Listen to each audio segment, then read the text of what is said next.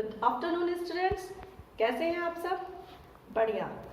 आज हम लोगों ने अपने इंग्लिश क्लासेस की अगले टॉपिक की ओर बढ़ेंगे। कल हम लोगों ने अपना एक टॉपिक फिगर्स ऑफ स्पीच को ख़त्म किया था। आज हम एक न्यू टॉपिक स्टार्ट करेंगे आपके साथ। चलिए लेट्स कंटिन्यू। आज का जो हमारा टॉपिक है वो है डायरेक्ट एंड इनडायरेक्ट स्पीच, जिसे हम नरेशन के नाम से भी जानते हैं।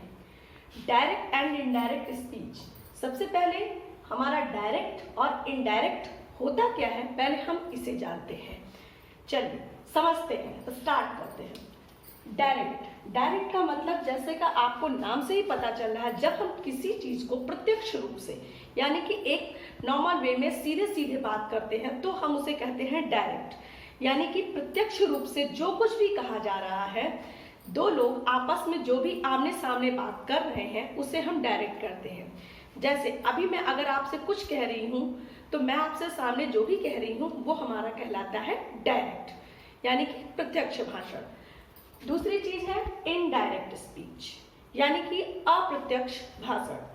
अप्रत्यक्ष भाषण का अर्थ होता है वो भाषा जिसमें हम कोई भी चीज कही हुई हमारे थ्रू ना जाके उसको किसी और वर्ड्स में उसमें ऐड करके तब हम आपके सामने उसे प्रेजेंट करते हैं, वो हमारी भाषा कहलाती है अप्रत्यक्ष भाषण। जैसे कि आपसे कोई भी बात कही जाती है कि यह काम मैं आप कर लीजिए, और आप इस वाक्य को जाके किसी और के पास अगर कहते हैं कि मुझसे इन्होंने कहा कि आपको यह कार्य करना है, दोनों ही वाक्यों में बहुत ही अंतर है, बहुत चेंजेज आ रहे हैं। इन चीजों को ध्यान में रखना पड़ेगा कि जब आप किसी की कही हुई बातों को अपने शब्दों में दूसरे किसी व्यक्ति से दोहराते हैं तो हम उसे कहते हैं अप्रत्यक्ष भाषण, यानी कि स्पीच कहते हैं। इसे हम नरेशन के भी नाम से जानते हैं। कहीं कहीं पे आपको डायरेक्ट एंड इनडायरेक्ट स्पीच के नाम से ये मिलेगा, कहीं कहीं पे यही चीज आपको नरेशन के नाम से मिलेगी। इसके लिए आपको बिल्कुल भी परेशान होने की जरूरत नहीं होगी, क्योंकि डायरेक्ट एंड इनडायरेक्ट स्पीच और नरेशन दोनों सेम शब्द हैं। इसको हम इसी तरह से कहते हैं। चलिए अब हम आगे बात करते हैं, यानी कि प्रत्यक्ष और अप्रत्यक्ष भाषण, यानी कि आपके नरेशन को हम इसमें क्या क्या आपकी महत्वपूर्ण चीजें हैं उसको क्या क्या कैसे कैसे हम इसको समझेंगे ये देखते हैं। सबसे पहली चीज कि इसमें हम जब भी कोई प्रक्रिया करेंगे तो इसके कुछ रूल्स बनाए गए हैं जिसमें हम चीजों को परिवर्तित करते हैं। वो मैं आगे आपको one by one step by step बताऊंगी। जैसे कि डायरेक्ट स्पीच से जब हम उसको रिपोर्टेड वर्ब या रिपोर्टेड स्पीच में ले आते हैं तो उसे हम कैसे ले आते हैं, टेंसेज में जो हम चेंजिंग ले आते हैं वो हम कैसे ले आते हैं, प्लस उसके साथ हम जब प्लेस एंड टाइम की बात करते हैं तो हम नरेशन में उसकी कितनी चेंजेस ले आते हैं, क्या क्या चीजें हमारी चेंजेस होती हैं, ये सारी चीजें हम आपको स्टेप बाय स्टेप इसमें बताएंगे। उससे पहले सबसे पहले चीजें जो होती हैं इसमें, जब किसी स्टेटमेंट को, जब भी कोई स्टेटमेंट अपने एग्जैक्टली वर्ड में होता है यानी कि उसमें कोई चेंज नहीं होता, means direct speech reports the exact word spoken. मतलब कि डायरेक्ट स्पीच आपका वो स्पीच कहलाता है जिसमें एग्जैक्ट वर्ड, वही वर्ड जो हमने कहा एज इट इज वो कहे जाते हैं, तो हम उसे कहते हैं direct speech. But indirect speech में, indirect speech is also known as reported speech, यानी कि इनडायरेक्ट स्पीच आपकी उस नाम से जानी जाती है जिसमें आप एग्जैक्ट वर्ड नहीं करते बल्कि आप किसी को रिपोर्ट करते हैं, यानी कि आप उन्हीं वाक्यों को अपने तरीके से बताते हैं कि सामने वाले व्यक्ति ने आपसे यह चीजें कही हैं, तो वह कहलाता है आपका इनडायरेक्ट स्पीच। दूसरा पॉइंट, डायरेक्ट वर्सेस इनडायरेक्ट में आप देखेंगे डायरेक्ट स्पीच का पर्पस होता है, its purpose is to report exactly what we said. इस पर डायरेक्ट स्पीच में आपका इसका जो पर्पस होता है वो ये होता है एग्जैक्टली जो वर्ड कहे गए हैं वही आपके सामने रखे जाए, उसमें ना तो इफ बट दैट दिस किसी भी तरह के कोई भी चेंजेस नहीं होने चाहिए। Someone by using its purpose is to report it exactly what was said by someone by using question marks, यानी कि आपसे जब कोई चीजें पूछते हैं हम who are you, यहाँ पे हम एक लगाते हैं question mark, who are you।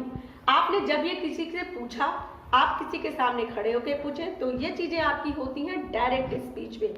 But जब आप इनडायरेक्ट स्पीच में जाएंगे तो वहां पे आप किसी क्वेश्चन को किसी और के थ्रू पूछते हैं, तो वो आपका इनडायरेक्ट होता है। Means that its purpose is to report on what someone said in the past. यानी कि डायरेक्ट स्पीच का पर्पज होता है कि जो कुछ भी किसी पर्सन ने कहा वो एग्जैक्टली उसी वर्ड में आए, बल्कि इनडायरेक्ट में जो कुछ भी उस पर्सन ने अपने पास्ट में बोला है आपको वो चीजें बतानी होती हैं। ये कहलाता है आपका इनडायरेक्ट यानी कि अप्रत्यक्ष। Third point, it's accompanied by a reporting verb, single phrases are quoting phrase। यानी कि आपका जो एक डायरेक्ट स्पीच होता है इसमें आपको single inverted comma and double inverted comma, ध्यान दीजिएगा ये एक छोटा सा पॉइंट है, single inverted comma and double inverted comma. आप लोग पिछली कक्षाओं में इसे पढ़े होंगे एज ए पंक्चुएशन। तो ध्यान दीजिएगा आपका ये जो मार्क्स होते हैं, इन मार्क्स को अब हम जब नरेशन में आते हैं, तो जब हम डायरेक्ट में आते हैं तो हमारा कोई भी स्टेटमेंट जो होता है जिसे हम बताते हैं वो हमारे इस तरह के सिंगल इन्वर्टेड कामास में और हमारे डबल इन्वर्टेड कामास में यूज किए जाते हैं। लेकिन जब हम इसे इनडायरेक्ट में चेंज करते हैं तो सबसे पहले हमें अपने सिंगल इन्वर्टेड और डबल इन्वर्टेड कामास जो भी वहां पे यूज हुए हैं स्टेटमेंट में, उसे हमें वहां पे हटाना होता है। इसके लिए हम कंजंक्शन यूज करते हैं। कंजंक्शन जो होता है आपको पिछली कक्षाओं में पढ़ाया गया है, आप सभी आज उसे कंजंक्शन एंड पंक्चुएशन को एक बार फिर से रिवाइज कर लेंगे।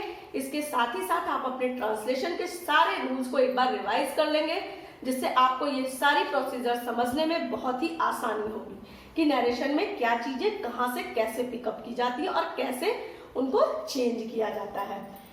नेक्स्ट पॉइंट पे आते हैं, you will keep the verb tense the same in the quotations. यानी कि जब आप डायरेक्ट स्पीच की बात करते हैं तो वहां पे आपके टेंसेस में, कोटेशन में कोई भी चेंजेस नहीं होते हैं। जो आप स्टेटमेंट या जो आप कोटेशन देते हैं, जो मैंने आपको बताया कि वो कॉमास में होते हैं, वो स्टेटमेंट आप कहीं भी चेंज नहीं करते हैं। इसमें जो भी टेंस आपके मिलते हैं वो टेंस आप किसी भी फॉर्म में चेंज नहीं करते हैं। मगर इनडायरेक्ट स्पीच में जब भी आप बात करेंगे, normally you will change the verb tense.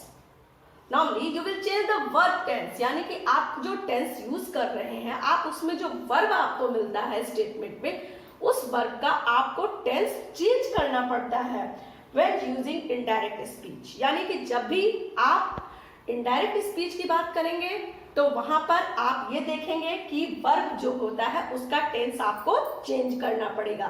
तो ये कुछ पॉइंट्स रहे जो आपको डायरेक्ट स्पीच क्या है और इनडायरेक्ट स्पीच क्या है, इन दोनों के बीच के डिफरेंसेस को समझाते हैं और बताते हैं।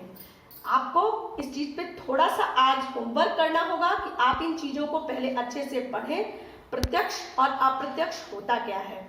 और डायरेक्ट स्पीच हमारी जो होती है वो रिपोर्टेड की बात करती है, और हमारा जो इनडायरेक्ट होता है वो हमारा रिपोर्टिंग वर्ब की बात करती है। तो इन तीनों चीजों को ध्यान में रखिएगा। बाकी के पॉइंट्स पे हम आपसे कल डिस्कशन करेंगे। तब तक के लिए थैंक यू।